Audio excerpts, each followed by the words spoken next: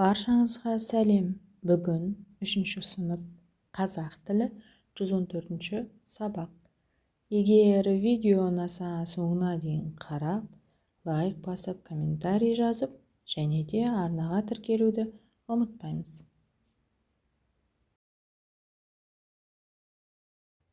Қырық жетінші жаттығу. Өлеңді тыңда.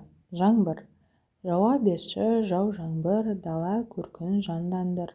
Жауа берші, жау жаңбыр, қаулап өссін алуан гүл. Жауа берші, жау жаңбыр, әрбір тамшың тамған нұр, әрбір тамшың тамған дән асып жатсын қамбамнан. Өлеңде не туралы айтылған? Өлең жаңбыр туралы айтылған. Жаңбыр жауғаннан кейін табиғатта қандай өзгерістер болады? Жаңбырдан кейін ауа тазарады, өсімдіктер сергіп, жер ылғалданады, табиғат жайқалады.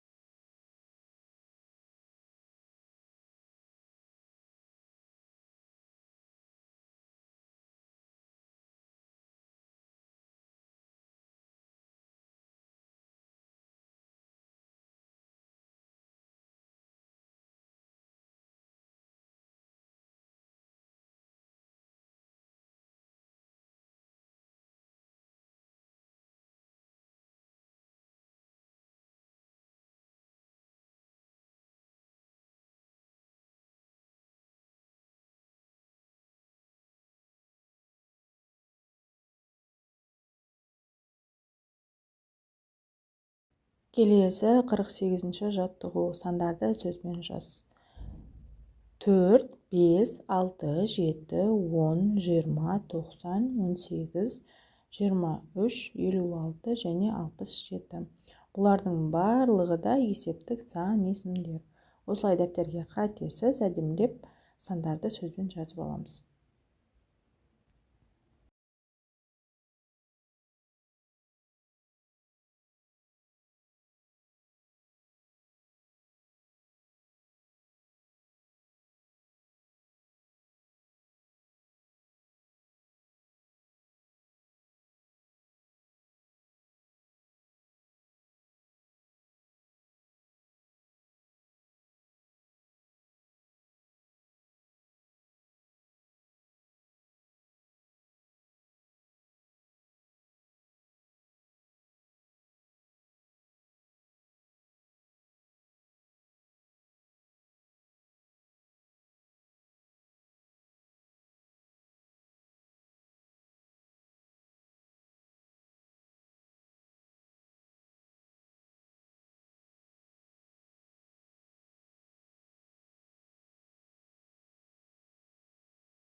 Келесі 49-ші жаттығу. Нешінші сұрағына жауап беретін сөздерді қатыстырып сөйлемдер құра. Мен бірінші болып келдім. Ол екінші партада отырады. Бүгін 3-ші сабақ математика болады. Әпкем 5-ші курста оқиды. Біз 7-ші қатарда отырдық. Айым сыныпта 6-ші орын алдым. Ол 9-ші қабатта тұрады. Бүгін 10-ші қыркүйек. Марафонда мен 11-ші болып келдім. Бұл менің 14-ші туған күнім. Бұл сөйлемдердің ішіндегі нешінші деген сұраққа жауап беретін сөздер. Бірінші сөйлемде бірінші, екінші сөйлемде екінші, үшінші сөйлемде үшінші, төртінші сөйлемде бесінші деген сөз, бесінші сөйлемде жетінші деген сөз, алтыншы сөйлемде алтыншы, жетінші сөйлемде 9-шы деген, ал 8-ші сөйлемде 10-шы деген сөз бізде нешінші деген сұраққа жауап береді, ал 9-шы, 10-шы сөйлемдерде 11-ші, 14-ші деген сөздер бізде сан есімдер, яғни нешінші деген сұраққа жауап беретін сөздер. Осылай дәптерге жазып аламыз. Сіздер сөйлемді өз қалауларыңызбен өзгерте берсеңіздер болады. Өз ойларыңызбен өзгертіп, басқаша етіп жазуларыңызға болады.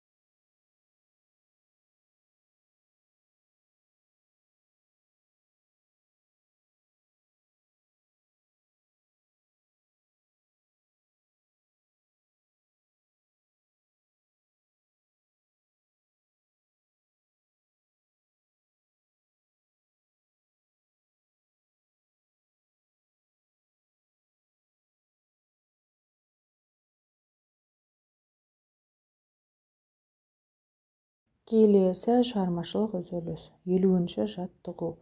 Бос түргөзге тиісті әріптерді қойып, жасырынған сөзді тап. Сол сөз неше әріптен тұрғанын айт. Мұнда жасырынған сөз кемпір қосақ деген сөз. Бұл сөз 11 әріптен тұрады.